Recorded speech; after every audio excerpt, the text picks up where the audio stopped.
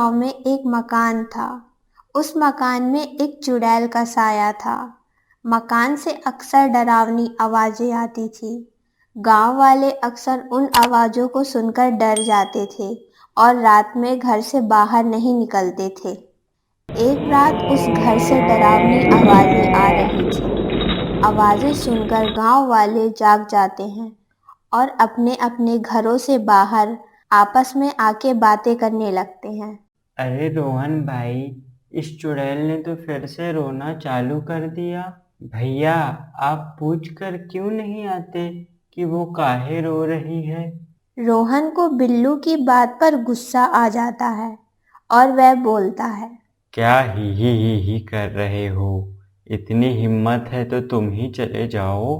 रात होने के बाद तुम अकेले सूसू नहीं कर पाते हो और यहाँ ज्ञान बता रहे हो। थोड़ी देर में आवाजें आना बंद हो जाती है और गांव वाले फिर से सो जाते हैं। फिर एक दिन शेर सिंह नाम का एक आदमी अपनी बीवी चंपा के साथ उस घर में रहने आता है, जिसे देखकर बिल्लू उसके घर जाता है और देखता है। अरे भैया, आप यह मकान में रहने आए हो क्या। अरे हाँ भैया, हम इस मकान में रहने आए हैं। यह मकान सस्ता मिल रहा था तो हमने ले लिए। लेकिन बिल्लू कुछ नहीं बोलता है और वहां से चला जाता है। शेर सिंह को बिल्लू की बातों पर हैरानी होती है। फिर शेर सिंह और चंपा घर के अंदर चले जाते हैं। नए घर को देखकर चंपा बहुत खुश हो जाती है और बोलती है, अरे वाह, मान गई मैं आपको। इतनी बढ़िया मकान और इतने कम पैसों में खरीद लिया आपने। वाह जी, मेरी तो सारी सहेलियां जल जाएंगी इस मकान को देखकर। अरे चंपा, मैं तो तेरे लिए ताजमहल खरीद दूं, फिर ये मकान क्या चीज है। फिर शेर सिंह और चंपा सो जाते हैं। रात में वहीं से डरावनी आवाजें आ रही होती है। जैसे ही चंपा उन आवाजों को सुनती है, वह जाग जाती है और बोलती है, अजी सुनते हो? सुनिए ना, डरावनी आवाजें आ रही है। कहाँ से आ रही हैं? जैसे कोई चुड़ैल रो रही हो। देखो जरा जाकर। अरे मुझे क्या पता कहाँ से आवाजें आ रही है। तुम रुको, मैं जाकर देखता हूँ। फिर शेर सिंह उठकर दूसरे कमरे की ओर जाता है, जहां देखता है कि कमरे में दरवाजे पर ताला लगा है। तब तक चंपा भी वहां आ जाती है। शेर सिंह चंपा को बोलता है, अरे चंपा, ये डरावनी आवाज तो इस कमरे से आ रही है। क्या करूं, दरवाजा तोड़ दूं क्या।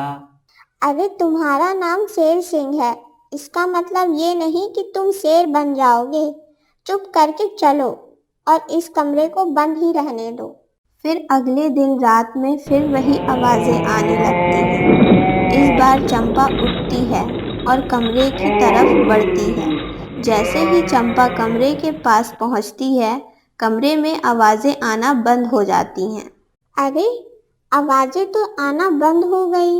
एक काम करती हूँ, जाकर सो जाती हूँ। ऐसा कहकर चंपा जाकर सो जाती है। चंपा रोज रात को वही डरावने आवाजें सुनती है और जब चंपा उस कमरे तक जाती, फिर वह आवाजें बंद हो जाती। फिर एक दिन चंपा परेशान होकर उस दरवाजे पर लगा ताला तोड़वाने का सोचती है और एक ताला तोड़ने वाले को बुलाकर ले आती है।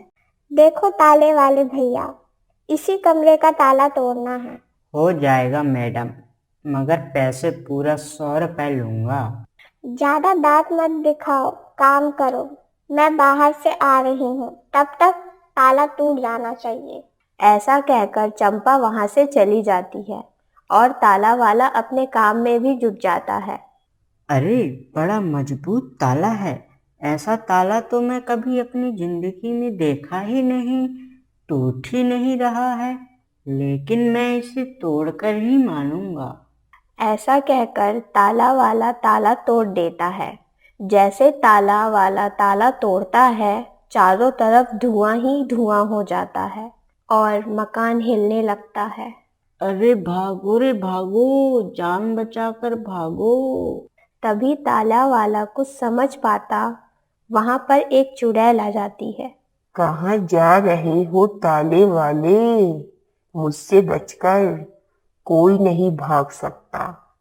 अब इस गांव की तो सामत आई, सामत। ही। ऐसा कहकर चुड़ैल ताले वाले को मार डालती है और वहां से गायब कर देती है। कुछ देर बाद चंपा आती है, कमरे का दरवाजा टूटा हुआ देखकर, और ताले वाले को ना पाकर बोलती है, अरे ये ताला वाला कहाँ चला गया है और कमरे का ताला भी टूटा हुआ है। चंपा कमरे के अंदर चली जाती है। अंदर का कमरा बहुत ही सुंदर कमरा रहता है, जैसे किसी रानी का कमरा हो। वहीं पर एक बहुत ही सुंदर लड़की की तस्वीर होती है। अरे वाह, कितनी सुंदर है, जैसे किसी रानी का कमरा हो। अरे ये किसकी तस्वीर है? जैसे ही चंपा उस तस्वीर को देखती है, वैसे ही उस तस्वीर से एक चुड़ैल बाहर निकलकर आ जाती है। कोई नहीं बच सकता मुझसे। ऐसा कहकर चुड़ैल चंपा के शरीर को अपने वश में कर लेती है और चंपा के शरीर में घुस जाती है। अरे ये क्या हो रहा है? मुझे बचाओ, मुझे बचाओ। ऐसा कहकर चंपा अपने कमरे में जाकर सो जाती है। शाम को शेर सिंह घर पर आता है और चंपा को उठाता है, लेकिन जैसे ही चंपा उठती है, उसका चुड़ैल का रूप देखकर शेर सिंह घबरा जाता है और डर जाता है। कौन हो तुम और मेरी पत्नी के शरीर में तुम क्या कर रही हो? हा हा हा हा, मैं थोड़ी ना तुम्हारे पत्नी के शरीर में आई हूँ। तुम्हारी पत्नी ने मुझे खुद उस कमरे से आजाद किया है। अब मैं आजाद हो गई हूँ और अब मैं इंसानों का खून पीऊंगी। हा हा हा। लेकिन अगर तूने ये बात किसी से कही तो मैं तेरी पत्नी के शरीर के टुकड़े टुकड़े कर दूंगी।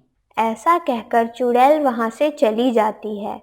शेर सिंह ये सब देखकर घबरा जाता है और कुछ दिनों तक ऐसे ही चलता रहता है। चुड़ैल रोज रात को घर से बाहर निकलती और किसी इंसान को मारकर उसका खून पी जाती।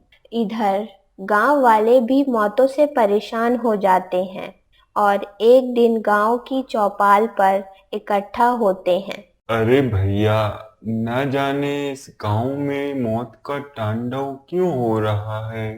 पता नहीं कैसे मर रहे हैं इस गांव के लोग। सही कह रहे हो बिल्लू भैया, पता नहीं ये सब क्यों हो रहा है। लेकिन जब से मौतें हो रही हैं, तब से उस मकान से आवाजें आनी बंद हो गई है भैया। वो लोग बातें कर रहे ही होते हैं, तभी वहां से शेर सिंह गुजरता है। उसे देखकर बिल्लू उसे बुला लेता है। अरे शेर सिंह भैया, क्या हो गया? बहुत परेशान लग रहे हो और बहुत दुबले भी हो गए हो, जैसे कोई चूसा हुआ आम हो। क्या बात है? लेकिन शेर सिंह उसकी बातों का कोई जवाब नहीं देता है और वहां से चला जाता है।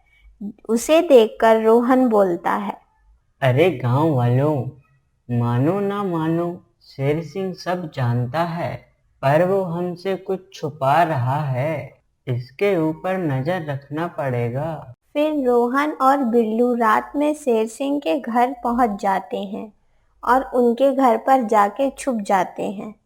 रात में चुड़ैल आती है। चुड़ैल को देखकर शेर सिंह बोलता है, अरे चुड़ैल जी, आपने तो कई गांव वालों को मार डाला। अब मेरी पत्नी को छोड़ दो। अरे ऐसे कैसे छोड़ दूं तुम्हारी बीवी को? अभी तो मुझे बहुत खून चाहिए। कितने सालों से प्यासी हूं मैं। ऐसा कहकर चुड़ैल वहां से चली जाती है और उधर रोहन और बिल्लू सब सुन लेते हैं और सुबह शेर सिंह के पास जाते हैं। अरे शेर सिंह भाई, हमने सब देख लिया है और सुन भी लिया है। तुम चिंता मत करो, इस चुड़ैल का इलाज है। हम चंपा भाभी को जरूर बचाएंगे। तुम चिंता मत करो। चलो शेर सिंह भाई। फिर इतना कहकर रोहन और बिल्लू और शेर सिंह वहां से चले जाते हैं। फिर वह तीनों एक साधु बाबा जी के पास जाते हैं। बाबा जी उन्हें बोलते हैं, बेटा, वो वही चुड़ैल है, उस मकान मालिक की बेटी जिसकी मौत हो गई थी। अब उसकी आत्मा चुड़ैल बन के भटक रही है और लोगों को मार रही है। लेकिन बाबा, उस चुड़ैल से चंपा को कैसे आजाद करें? बेटा, तुम घबराओ नहीं। उस घर में लगी तस्वीर को तुम जला दो, फिर वह चुड़ैल मर जाएगी और तुम्हारी बीवी को कुछ नहीं होगा। फिर गांव वाले मिलकर उस मकान में जाते हैं और उस कमरे में जाके उस तस्वीर को जला देते हैं। चंपा की बीवी चुड़ैल के चंगुल से आज़ाद हो जाती है और चुड़ैल तड़प तड़प कर वहीं मर जाती है।